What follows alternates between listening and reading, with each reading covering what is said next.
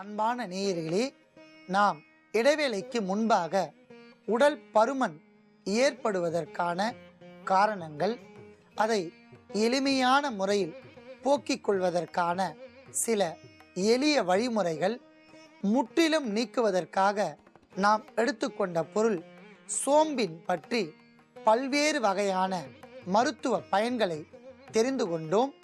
இப்பொழுது நாம் எடுத்துக்கொண்ட பொருட்களின் அளவுகளை பார்க்கலாம். சோம்பு 5 கிராம், கடுக்காய் தூள் 5 கிராம், தேன் தேவையான அளவிற்கு. கடுக்காயை உள்ளே இருக்கக்கூடிய விதைகளை நீக்கி நன்றாக தூள் செய்து எடுக்க வேண்டும். முதலில் உடல் பருமனை குறைப்பதற்காக ஒரு அற்புதமான தீநீர் ஒன்றை நாம் தயாரிக்கப் போகின்றோம். அதற்காக 100 மில்லி நீரை நாம் நன்றாக காய்ச்ச வேண்டும்.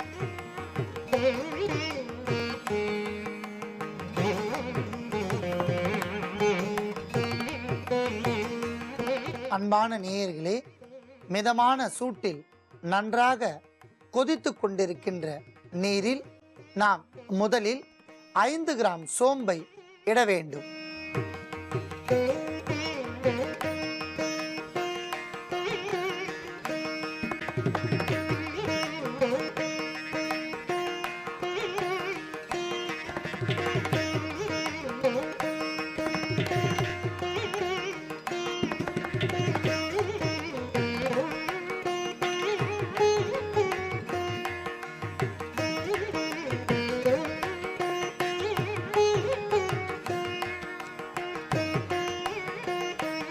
அடுத்ததாக கடுக்காய் தூள் 5 கிராம்.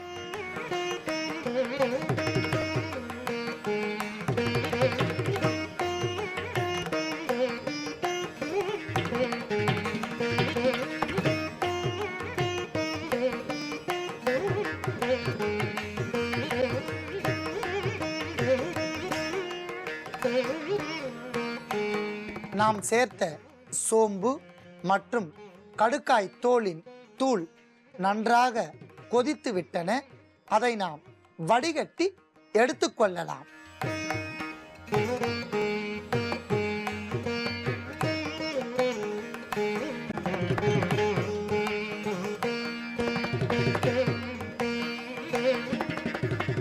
அற்புதமான இந்த தீநீரில் நாம் அரை தேக்கரண்டி அளவிற்கு தேன் சேர்த்து கலக்கவும்.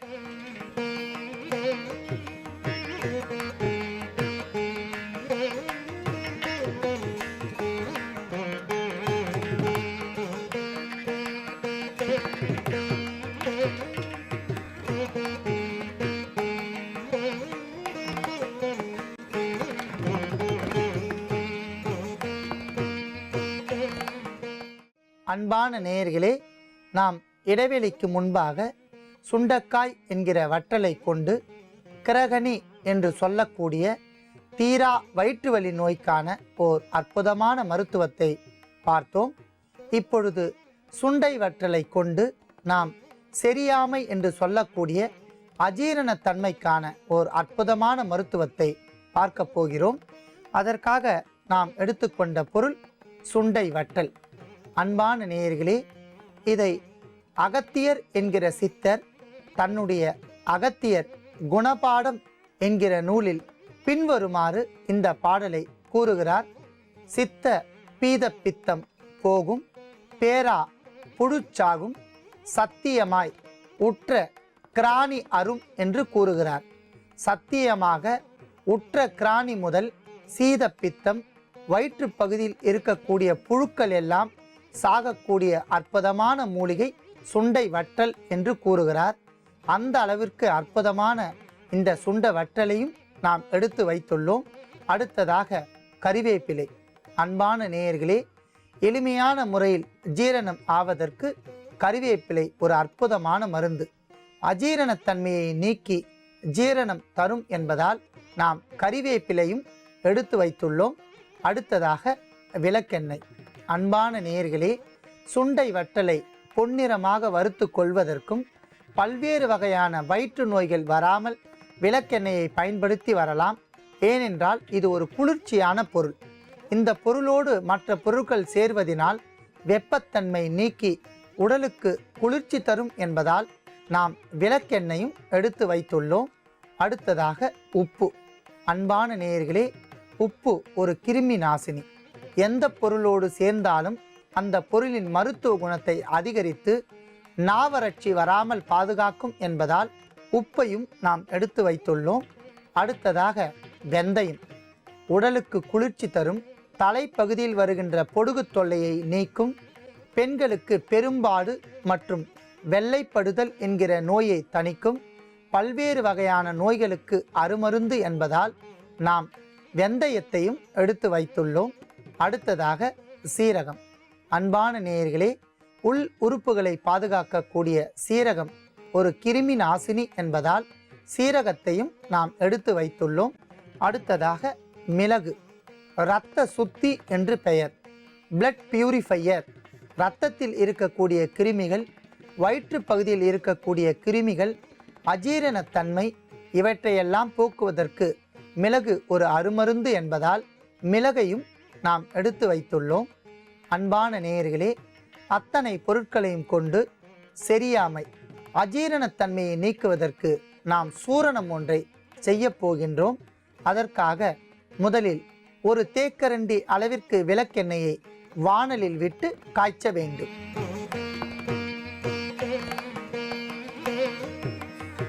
அன்பான நேயர்களே, நன்றாக காய்ந்துவிட்ட விளக்கெண்ணெயில் முதலில் நாம் சுண்டைக்காய் வற்றலை 3 தேக்கரண்டி சேர்த்து பொன்னிறமாக வறுக்க வேண்டும்.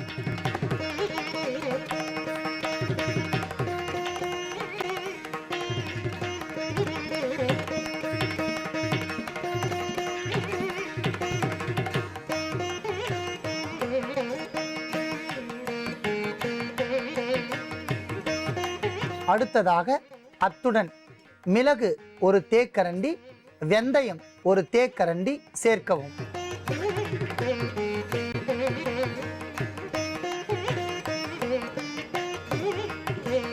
இப்பொழுது சீரகம் ஒரு தேக்கரண்டி, கறிவேப்பிலை 5 கிராம் சேர்த்து மொத்தமாக பொன்னிறமாக வறுத்து எடுத்துக்கொள்ளவும்.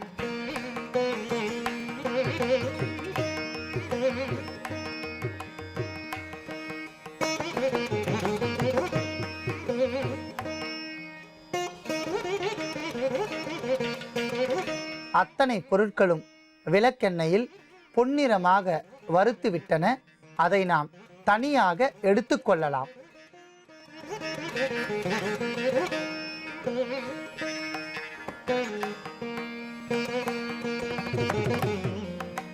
அன்பான நேயர்களே, நாம் எடுத்துக்கொண்ட பொருளை சன்னமான முறையில் தூள் செய்து எடுத்துக்கொள்ளவும். அன்பான நேயர்களே, நாம் எடுத்து அரைத்து கொண்ட பொருளோடு இப்பொழுது நாம் தனியாக வைத்துள்ள உப்புத்தூளை 1/4 தேக்கரண்டி சேர்த்து ஒன்றாக கலக்கவும்.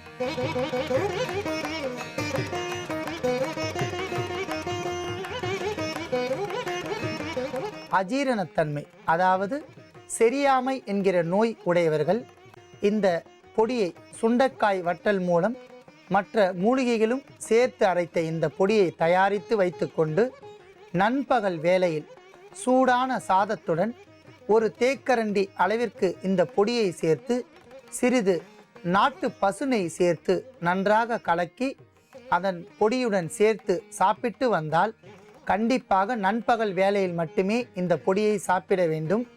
இரவு வேளை, பகல் காலை வேளையில் சாப்பிடக்கூடாது. நண்பகல் வேளையில் சூடான சாதத்தில் மட்டுமே இந்த பொடியை சேர்த்து பிசைய வேண்டும். அவ்வாறு சாப்பிட்டு வந்தால் படிப்படியாக அஜீரணத்தன்மை நீங்கி செரியாமை என்கிற நோயும் நீங்கிவிடும். மிகவும் சுலபமான முறையில் ஜீரணத்தன்மை அதிகரிக்கும். வயிற்று பகுதியில் இருக்கக்கூடிய